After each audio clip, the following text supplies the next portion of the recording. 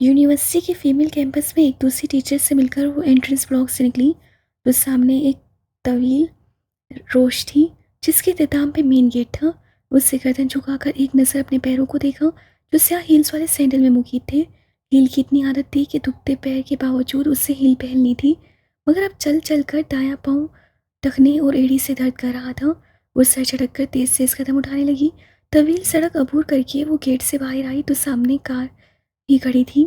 Driver ने उसे आते देखकर फौरन पिछली तरफ का दरवाज़ा खोला। वो अंदर बैठी और दरवाज़ा बंद कर दिया। ड्राइवर अलाही बख्श ने फौरन कार स्टार्ट कर दी।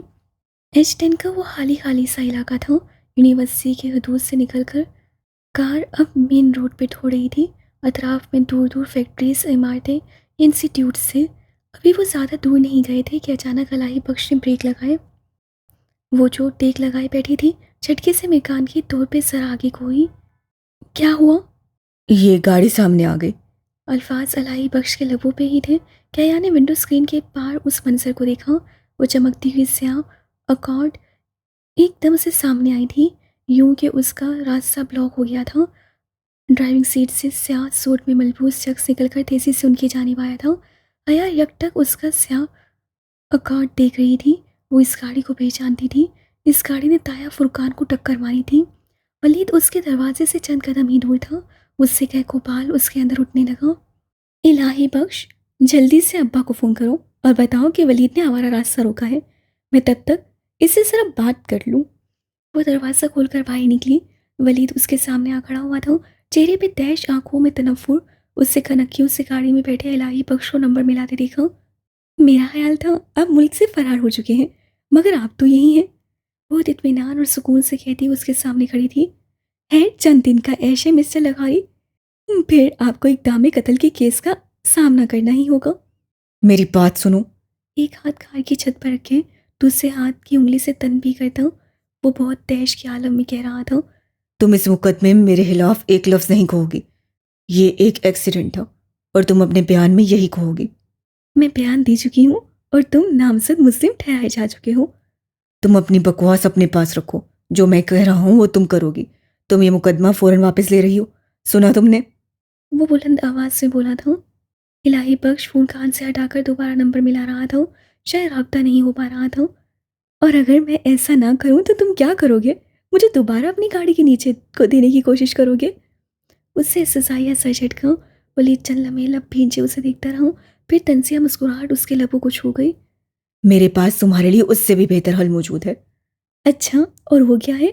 वो उसी के अंदाज से बोली। अतराफ से गाड़ियां सन की आवाज़ के साथ गुजर रही थी। वलीद ने गाड़ी की छत से हाथ उठाया, जेब से अपना मोबाइल निकाला, चंद बटन प्रेस किए और फिर उसकी स्क्रीन हया के सामने की। क्या इस मंजर को देखकर कोई घंटी बजी है जहन में? एक तपाने वाली मुस्कुराहट के साथ वो बोला तो हया ने एक निगाह उसके मोबाइल की स्क्रीन पर डाली, मगर फिर हटाना भूल गई। उधर ही जम गई। मुंजमिन, शल, साकित, शरीफों का मुजरा, उस वीडियो की झलक। किसी ने खोलता पीतल उसके ऊपर डाल दिया था। अंदर बाहर आग में लिपटे कोले बरसने लगे थे, बेयकीनी सी बेयकीनी। निकल गई ना कर। अब आई हो ना अपने औकात पर। वलीद ने मुस्कुराकर आसमान में सर हिलाते मोबाइल बंद करके जेब में डाला। निकाब से झलकती उसकी शशटर साकित आंखें अभी तक वही मुंजमिन थीं। ज़रा सोचो मैं इस वीडियो के साथ क्या क्या कर सकता हूँ। वो अब कतरी मुस्कुरा कर कह रहा था। हया का शौक उसे समझाने के लिए काफ़ी था कि तीर एन निशाने पर लगा है। मैं इसे अगर तुम्हारे खानदान के सारे मर्दों तक पहुंचा दूं तो क्या होगा हया बीबी? कभी सोचा है तुमने? क्या अब भी तुम मेरा नाम इस केस में ले सकोगी? फिर उससे मुस्कुराते हुए नफ़ी में सर हिलाया। ऐसी गलती मत करना, वरना मैं तुम्हें किसी को मुंह दिखाने के काबिल नहीं छोड़ूंगा। वो जो आंधी तूफान की तरह आया था किसी पुरसुकून फाते की तरह वापस पलट गया। अपनी कार में बैठकर उससे दरवाज़ा बंद किया, साइड मिरर में देखते हुए हाथ हिलाया, सनग्लासेस आंखों पे लगाए और गाड़ी आगे बढ़ाकर ले गया। वो अभी तक शलसी कार के साथ खड़ी थी। निकाब के अंदर लब अभी तक अध खुले और आंखों की पुतलियां साकिन थीं। दिल की धड़कन हल्की हो रही थी, जैसे कि उल्टी पुल्टी कश्ती समंदर की गहराई में डूबती चली जा रही हो। नीचे ओ नीचे, गहराई, पाताल। बड़े साहब फोन नहीं उठा रहे, अब क्या करना है मैम? अलाही बख्श बाहर निकलकर पूछने लगा। उसका सत्ता जैसे जरा सा टूटा। बेहद खाली खाली नजरों से अलाही बख्श को देखते उसे नफ़ी में सर हिलाया, फिर बिना कुछ कहे वापस बैठ गई। उसका सारा जिस्म ठंडा पड़ गया था, नीला और ठंडा, जैसे चांदी के मुजस्मे को किसी ने जहर दे दिया हो। वो घर कब पहुंचे, कैसे नीचे उतरी, उसे होश ना था। बहुत छोटे कदम उठाते हुए अंदरूनी दरवाज़ा खोलकर उसने लाउंज में कदम रखा ही था कि सामने कोई खड़ा नजर आया। ब्लू जीन्स, स्याह टी शर्ट, सुनहरी सफ़ेद रंगत, बड़ी बड़ी आंखें। वो हंसते हुए किसी से बात कर रहा था। आहट पे पलटकर हया को देखा, जो मैकेनिकी अंदाज में निकाब नाक से उतारकर थोड़ी तकला रही थी। ये हमारे घर में जामिया हफ्सा कहाँ से आ गया? वो खुशगवार हैरत के जेर असर बोला था। हया ने धीरे से पलकें झपकाई। उसकी आंखों ने उस शख्स का चेहरा अपने अंदर मुकीद किया। फिर बसारत ने ये पैगाम दिमाग को पहुंचाया। दिमाग ने जैसे सुसरोई से उस पैगाम को डिकोड किया और फिर उस शख्स का नाम उसके लबों तक पहुंचा। रोहेल। चंद लम्हे लगे थे उसे अपने शल होते दिमाग के साथ अपने बड़े भाई को पहचानने में। इतने शौक तो अब्बा भी नहीं हुए थे जितना तुम हुई हो। वो मुस्कुराकर कहता आगे बढ़कर उसे मिला। वो खुश था। अब्बा और उसका मामला हल हो गया क्या? वो कुछ समझ नहीं पा रही थी, बस हाली हाली नसों से उसे देख रही थी। हया, ये नताशा है, इधर आकर मिलो। अम्मा ने जाने कहाँ से उसे पुकारा था। उसे धीरे से गर्दन मुड़ी। अम्मा के साथ लाउंज के सोफे पे एक नताशा बैठी थी। उसका दिमाग मज़ीद काम करने से इनकारी था। उसने बस सर के इशारे से उस अनजान लड़की को सलाम किया और फिर रोहेल को देखा। मैं आती हूँ, सर में दर्द है, सोना है मुझे। मुबीम टूटे बेरब्त अल्फाज कहकर वो अपने कमरे की तरफ बढ़ गई। पीछे से अम्मा ने शायद पुकारा था, मगर उसने अंदर आकर दरवाज़ा बंद किया और कुंडी लगा दी। ज़हन इस तरह से एक नुक्ते में मुंजमद हो गया था कि वहाँ से आगे पीछे नहीं जा रहा था। किसी खुदकार रोबोट की तरह उसने अबाई के बटन खोले, फिर सर से स्याह स्कार्फ अलहदा किया तो बालों का जोड़ा खुल गया। सारे बाल कमर पे गिरते गए। उससे स्याह लंबी कमीज के साथ स्याह चौड़ी दार पजामा पहन रखा था। इर्द गिर्द हर शय अजनबी सी लग रही थी। वो हाली सहनी के आलम में चलती बाथरूम की तरफ आई, दरवाज़ा खुला छोड़ दिया और बाथरूम की सारी लाइट्स जला दी। वो उसी अंदाज में चलती शॉवर तक आई और उसे पूरा खोल दिया। फिर बाथ टब की मिंटे के किनारे पे बैठ गई। उसकी स्याह लंबी कमीज का दामन अब पैरों को छू रहा था। शॉवर से निकलती पानी की तेज सार बूंदें सीधी उसके सर पे गिरने लगी। वो जैसे महसूस किए बिना सामने सिंक के साथ स्लैब पे रखे पॉटपूरी भरे शीशे के प्याले को देख रही थी, जिसकी खुशबू पूरे बाथरूम में फैली थी। इंसान समझता है गुनाह भुला देने से वो ज़िंदगी से हारिज हो जाते हैं, मगर ऐसा नहीं होता। गुनाह पीछा करते हैं। वो अरसे बाद भी अपने मालिक से मिलने आ जाया करते हैं। गुनाह कब्र तक इंसान के पीछे आते हैं।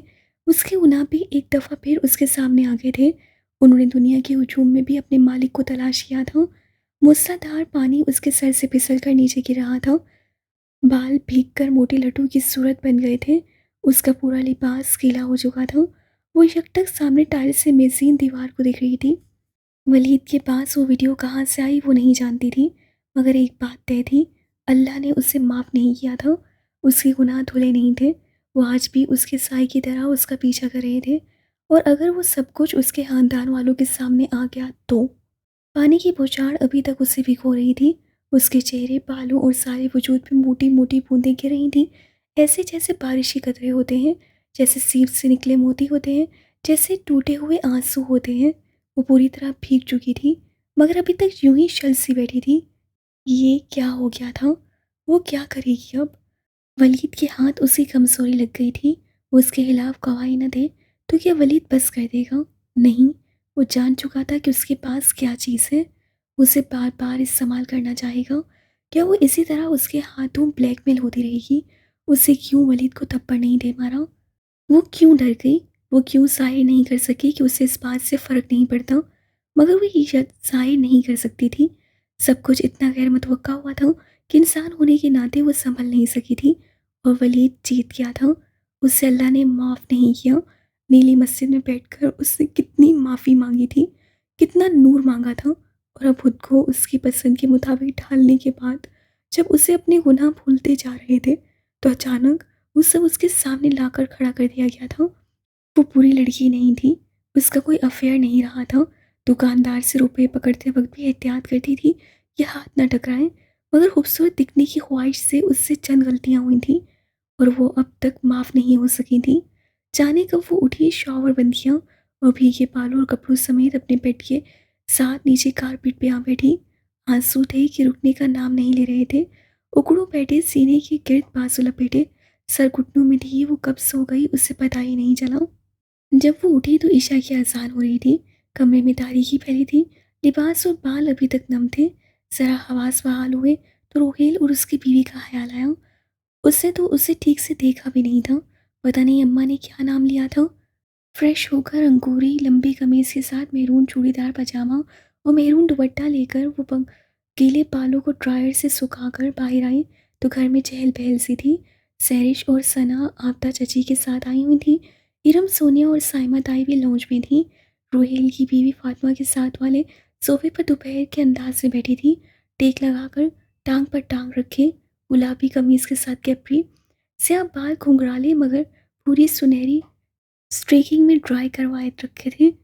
नकोश से वो नेपाली कम और ज़रा साफ रंगत की एफ्रो अमेरिकन ज़्यादा लगती थी। रंगत गंदुई, रुखसार की हड्डियाँ ऊंची, फनवे बेहद बारीक और चेहरे की जिल्द आम अमेरिकी लड़कियों की तरह फेस वैक्सिंग करवाने के बायस जैसे छिली हुई सी लगती थी। लबों पे एक हल्की सी मुस्कुराहट। हया की समझ में नहीं आया कि उसे वो अच्छी लगी थी या बुरी। सॉरी, सुबह मेरी तबीयत ठीक नहीं थी, सही से मिल नहीं सकी। अंग्रेजी में उससे मौसरत करते हुए से एक नज़र अम्मा पे डाली। अम्मा इतनी नॉर्मल क्यों थी? क्या अम्मा और अब्बा ने उस लड़की को कबूल कर लिया था इतनी आसानी से? It's okay. ना तो अंदाज में रुखाई थी, ना ही वालहाना गर्मजोशी, बस नॉर्मल सोबर सा अंदाज। हया अभी तक खड़ी थी, उससे बैठा ही नहीं किया। अजीब बेचैनी थी। सो मौसरत करके किचन की तरफ चली आई। किचन और लॉन्च के बीच की आधी खुली दीवार थी, सो उसे दूर से पुप्पो काम करती दिखाई दे गई थी। तुम ठीक हो? वो एक डिश की ड्रेसिंग करते हुए हाथ पे पलटी। वही जिहान वाली आंखें, वही नर्म मुस्कुराहट। जी सॉरी, दोपहर में ज़रा थकी हुई थी। नताशा से मिलनी? पुप्पो ने दूर लॉन्च के सोफे पर बैठी खवातीन की जानिब इशारा किया। वो चौंकी। उसका नाम नताशा है? सरगोशी में पूछते हुए बसाई चीज़ से उठा उठाकर पुप्पो को दे रही थी। हाँ, क्यों, क्या हुआ? ओह, पुप्पो समझ गई। अगर रूसी इस खूबसूरत नाम से कुछ गलत मतलब लेते हैं तो इसमें नाम का क्या कसूर? कसूर तो रूसियों का है ना? सही, मगर रोहेल अचानक आ गया। अब्बा का रिएक्शन क्या था? और वो वलीद की बातों के असर से जरा निकली थी तो उन बातों का ख्याल आया। वो इसीलिए बताए बगैर आया है।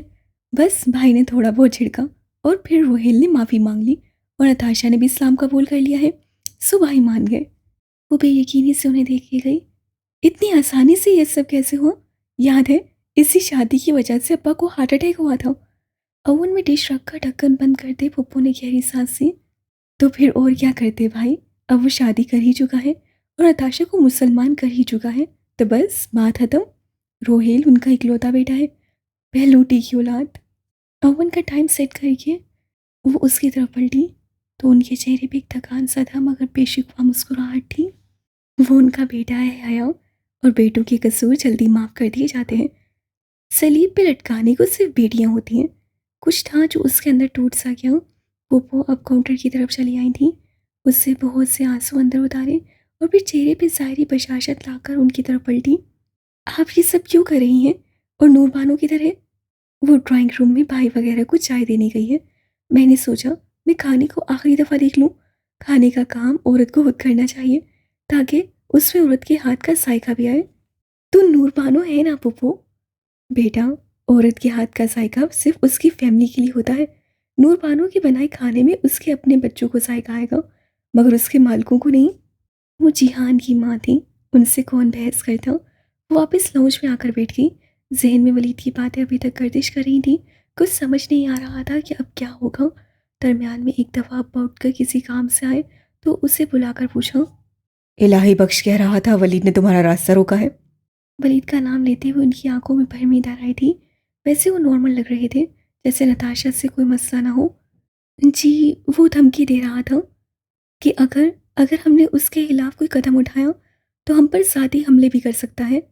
अटक अटक कर उससे फिक्रे छोड़े। मैं उसको देख लूंगा, अब अकेले बाहर मत जाना। अब्बा कहकर आगे बढ़ गई। अब क्या फ़ायदा, कल तो वैसे ही उसे इस्तांबुल चले जाना था। खाने के बाद सना ने उससे कहा कि वो तुर्की की तस्वीर दिखाए सबको। वो लैपटॉप लेने कमरे की तरफ जाने लगी तो इरम साथ ही आ गई। उसके सर में दर्द था और वो ज़रा लेटना चाहती थी। तुमने देखा आबदा चची और सैरिश कैसे पप्पू के आगे पीछे फिर रही थी।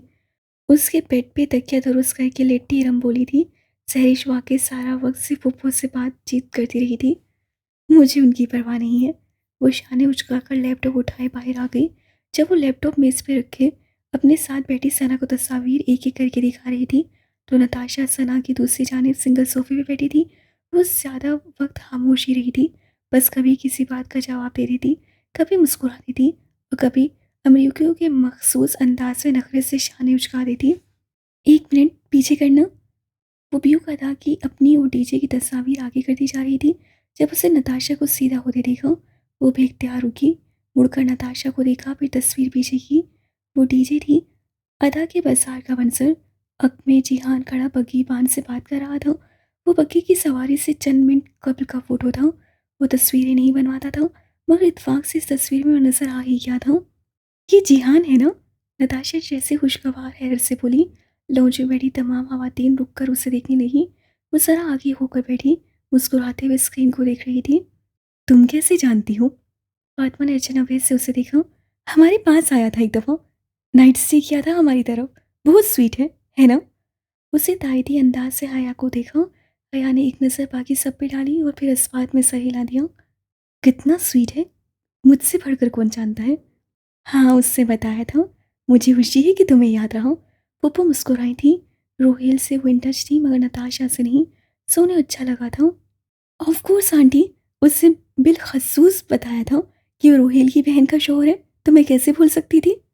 सैरिश ने आपदा चची को देखा और आपदा चची ने साइमा दाई को।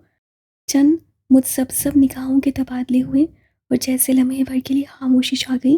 पहली बार उसको नताशा बहुत अच्छी लगी। वलीद की बातों से छाई कुल्फत जरा कम हो गई और वो उन्हें बाकी तस्वीर दिखाने लगी। फिर जब लैपटॉप रखने कमरे में आई तो इरम उसके बेड पे बैठी उसके मोबाइल को कान से लगाए तभी तभी गुस्सीली आवाज़ में किसी से बात कर रही थी। ये लड़की भी ना। हया ने बामुश्किल अपना गुस्सा जब्त किया और इरम उसे देखकर तेजी से अलविदाई कलामात कहने लगी। प्लीज़ कॉल लॉक क्लियर मत करना, मेरे अहम नंबर ज़ाया हो जाएंगे। उससे भी कॉल काटी ही थी कि हया ने फ़ोन के लिए हाथ बढ़ा दिया। इरम ने बगैर किसी शर्मिंदगी के फ़ोन उसको वापस कर दिया और कमरे से बाहर निकल गई। हया ने कॉल लॉग चेक किया, उसी नंबर पे जो उससे अपने मोबाइल के अंदर एक मैसेज में महफूज कर रखा था। इरम ने आधा घंटा बात की थी, 30 मिनट और 25 सेकंड, जो कि नंबर फ़ोन बुक में महफूज नहीं था। सो इरम को नंबर मिलाते मालूम ना हो सका कि ये नंबर उसके फ़ोन में पहले से दर्ज है। वो ताज्जुब भरी गहरी सांस लेकर रह गई। ये लड़की पता नहीं क्या कर रही थी। आयशी कुल कहती थी, अच्छी लड़कियां छुपे दोस्त नहीं बनाती। काश वो ये बात इरम को समझा सकती। वापस लॉन्च में आई तो बातों का दौर वैसे ही चल रहा था। फिर साइमा ताई ने एकदम उसे मुखातिब किया। जिहान की वापसी का क्या प्रोग्राम है आया? शायद ये जताना मकसूद था कि उसे जिहान की खबर तक नहीं। उसे बहुत सबसे गहरी सांस ली। सबीन फूफू अभी उठकर किचन तक गई थी। कल मैं इस्तांबुल जा रही हूँ ना, फिर देखते हैं क्या प्रोग्राम डिसाइड होता है। तुम्हारी वापसी कब होगी? सैरिश ने बहुत सादगी से पूछा। उसे लगा सब मिलकर उसकी तहकीर कर रहे हैं। कुछ कह नहीं सकती, जिहान के प्रोग्राम पे मुनस्सिर है। उसे बेपरवाही से शाने उचकाए। शायद हफ्ता लग जाए, फिर हम साथ ही वापस आएंगे। उसके लहजे की मजबूती पे सबने, हत्ता कि फातिमा ने भी उसे बेख्तियार देखा था। वो नज़रअंदाज करके सना की तरफ मुतवज्जो हो गई, जो प्याली में पानी भर लाई थी और अपने पर्स से सुर्ख गुलाबी और कांसी नेल पॉलिश की शीशियाँ निकालकर मेज़ पे रख रही थी। उसे मार्बल नेल पॉलिश लगानी थी और वो जानती थी कि हया से बेहतर ये काम कोई नहीं कर सकता। लगा कर दे रही हूँ, मगर वुज़ू करने से पहले धो लेना। सब अभी तक उसे देख रहे थे। वो जैसे बेनियाज होकर हर नेल पॉलिश का एक एक कतरा पानी में टपकाने लगी। 3 रंग बुलबुलों की सूरत पानी की सतह पर तैरने लगे। उसकी उम्मीदों और दावों जैसे बुलबुले। वो जानती थी कि वो बहुत बड़ी बात कह गई है। जेहान तुर्की में नहीं था और वो उसके साथ वापस नहीं आएगा, मगर वो उनको मज़ीद उस पर हंसने का मौका नहीं देना चाहती थी। अब अंगूठा डालो। उसके कहने पे सना ने अंगूठा पानी में डुबोकर निकाला तो नाखून पे ये तीनों रंग का मार्बल प्रिंट छप गया। वाह! सना सताइश से अंगूठे को हर जाविये से देखने लगी। वो कुदरती सा डिज़ाइन था और बहुत खूबसूरत था। कुदरत के डिज़ाइन भी कितने खूबसूरत होते हैं ना, इंसान की डिज़ाइनिंग से भी ज़्यादा खूबसूरत। रात देर तक वो रोहेल के साथ ताया अब्बा की तरफ गई थी। ताकि जाने से कबल उनसे मिल लें और तबीयत भी पूछ लें। ताया की पट्टी बंधी थी और वो कतरे बेहतर लग रहे थे। तुम बहन भाइयों का भी आना जाना लगा रहता है। उन्होंने अपने मखसूस अंदाज से कहा। वो बेड पे तकियों से टेक लगाकर नीम दराज से। परसों अगर उसे लगा था कि वो पहले जैसे ताया फुरकान बन गए हैं तो वो गलत थी, क्योंकि सर मैरी की दीवार गिर चुकी थी और वो नॉर्मल अंदाज में उससे बातचीत कर रहे थे। फिर भी पहले वाली बात ना थी। उससे अपने हिजाब से उनके जख्म को मरहम दिया था। ये बात जैसे पुरानी हो गई थी। फितरत कभी नहीं बदलती। और जिहान का क्या प्रोग्राम है? जिहान मेरे साथ ही वापस आएगा। ताया के जवाब में उससे ज़रा ऊंची आवाज़ में कहते हुए करीब बैठी साइमा ताई को फिर से सुनाया। ताई को जैसे ये बात पसंद नहीं आई थी, उन्होंने रुख फेर लिया। वापसी पे दोनों घरों का दरमियानी दरवाज़ा अबूर करते हुए रोहेल ने पूछा। सायमा ताई सुबह बता रही थी कि जिहान तुम्हारे तुम्हारे बुरखे की जिद की वजह से छोड़ कर गया है। आया ने गहरी सांस लेते हुए दरमियानी दरवाज़ा लॉक किया और फिर रोहेल की तरफ मुड़ी। तुम्हारे एफएससी प्री इंजीनियरिंग में कितने मार्क्स आए थे रोहेल? मेरे मार्क्स? वो ज़रा हैरान हुआ। 991। क्यों? और जब तुम्हारे 991 नंबर आए थे तो साइमा ताई ने कहा था कि इस दफ़ा फेडरल बोर्ड वालों से पेपर्स गुम हो गए थे, सो उन्होंने रैंडमली मार्किंग करते हुए शेरिनी की तरह नंबर बांटे हैं। और इस बात को खानदान वालों से सुनकर तुमने क्या कहा था? एक मिनट, मुझे तुम्हारे अल्फाज सुनाने दो। वो इस शाम में पहली दफ़ा मुस्कुराई। तुमने कहा था साइमा ताई इस दुनिया की सबसे झूठी खातून है। ओके ओके, समझ गया। रोहिल हंसते हुए सर झटक कर उसके साथ बोझ की तरफ बढ़ गया। 6 माह कब उससे एक भयानक ख्वाब देखा था। उस वाहियात वीडियो की सीडी इस घर पहुंच गई थी। इरम लाउंज में ज़मीन पे बैठी रो रही थी और ताया अब्बा और रोहेल सब वहाँ मौजूद थे। तब उससे सोचा था कि रोहेल तो अमेरिका से है, फिर इधर कैसे आया, मगर अब रोहेल आ गया था। उस भयानक मंजर के सारे किरदार यहाँ मौजूद थे। जब वो तुर्की से वापस आएगी तो क्या उसका इस्तकबाल उस ख्वाब जैसा होगा? इससे आगे वो कुछ सोचना नहीं चाहती थी। इस्तांबुल वैसा ही था जैसे वो छोड़ कर गई थी। टॉक्सिम के मुजस्मे आज़ादी के पत्थरों का रंग, ट्यूलिप्स की महक, इस्तकलाल जदेसी में चलते लोग, सुभानची की मसूई झील, हर शय पहले जैसी थी। बस चीज़ें नहीं थी और जिहान नहीं था। मगर उन दोनों का अक्स इस्तांबुल की हर गली कूचे और बास्फोरस के नीले झाग के हर बुलबुले में झिलमिला रहा था। उस शहर ने उसकी ज़िंदगी बदल दी थी और अब इस बदली हुई पूरी ज़िंदगी में वो इस शहर को नहीं भूल सकती थी। ब्यूक अदा की बंदरगाह से चंद कोस दूर वो पत्थरों के साहिल पे एक बड़े पत्थर पे बैठी, एक हाथ से दूसरे हाथ की उंगली में पड़े प्लांटीनियम बैंड को घुमाती समंदर को देख रही थी। परसों जब वो इस्तांबुल आई थी तब से अब तक वो जिहान का हर नंबर मिला चुकी थी, मगर सब बंद थे। वॉइस मैसेज उससे फिर भी नहीं छोड़ा था। क्या कहे, अल्फाज ही खत्म हो जाते थे। क्लियरेंस के तमाम मामलात उसकी तवक्का से जल्दी हल हो गए थे। वीज़ा उससे पढ़वा लिया था। पहले उसे लगा कि वो देर से वापस आई है, मगर फ़लस्तीनी लड़के और इसराइली तालिब भी अभी गए नहीं थे। उनकी आज रात की फ़्लाइट थी और फ्रीडम फोटेला ने जो दोस्ती तोड़ी थी वो अब तक जुड़ ना पाई थी। सुबह अदालार आने से कबल उससे मोतसिम को फिर से अबाया के लिए शुक्रिया कहा था। वो जवाबन मुस्कुरा कर रह गया था। बिलाखिर आज शाम उनका तुर्की में यादगार सेमेस्टर एहतमाम पसीर होने जाना था। खुद उसका क्या प्रोग्राम था वो अभी कुछ फैसला नहीं कर पाई थी। जी हाँ, लंदन में ही था और वो उधर जा नहीं सकती थी और उसको लिए बगैर वो वापस जाना नहीं चाहती थी। क्या करे? एक लहर तैरती हुई उसके करीब आई और फिर वापस पलट गई। वो अपने ख्यालों से चौंकी। लहर उसके करीब एक छोटा सा सीप डाल गई थी। उसे सीप चुनने अरसा हुआ तर्क कर दिया था। खाली सीप खोलने से बड़ी मायूसी क्या होगी भला? मगर ना जाने क्यों उठी और जरा आगे जाकर झुकते हुए उस सीप उठा लिया। दाएं पैर पे जोर पड़ने से अब भी तकलीफ होती थी। सीप लेकर वो वापस बड़े पत्थर पे आ बैठी और दोनों हाथों में उसको उलट पुलट कर देखा। सुरमाई सफ़ेद सीप जिस पे भूरी गुलाबी रगें सी बनी थी। सेब गीला था और ईद के ज़रात भी उस पे लगे थे। उस पर से टिश्यू निकाला, सेब को अच्छी तरह साफ किया, यहाँ तक कि ठंडा सा होल चमकने लगा और फिर वहाँ से उठाई। पिकनिक के लिए दूर दूर तक टोलियों में बैठे स्याहों से उसे छुरी मिलने की तवक्का थी, मगर एक ख्वाजा फरोश सामने ही नजर आ गया। उसके पास चाकू था। हया ने उससे चाकू लिया और उसे वहीं उसकी रेड़ी के साथ खड़े खड़े सीप को काटा। उससे तय कर लिया था कि ये उसकी ज़िंदगी का आखिरी सीप होगा। इसमें से या तो सफ़ेद मोती निकलेगा या फिर नहीं निकलेगा, मगर उन दोनों मुमकिनात में से जो भी हो, वो दोबारा कभी सीप नहीं चुनेगी। उसे कटे हुए सीप के दोनों बाहर मिले टुकड़ों को आहिस्ता से अलग करते हुए खोला। धीरे धीरे दोनों टुकड़े जुदा होते गए। वो यकटक से खुले सीप को देख रही थी। तीसरा इम्कान भी हो सकता था, ये उसने सोचा नहीं था।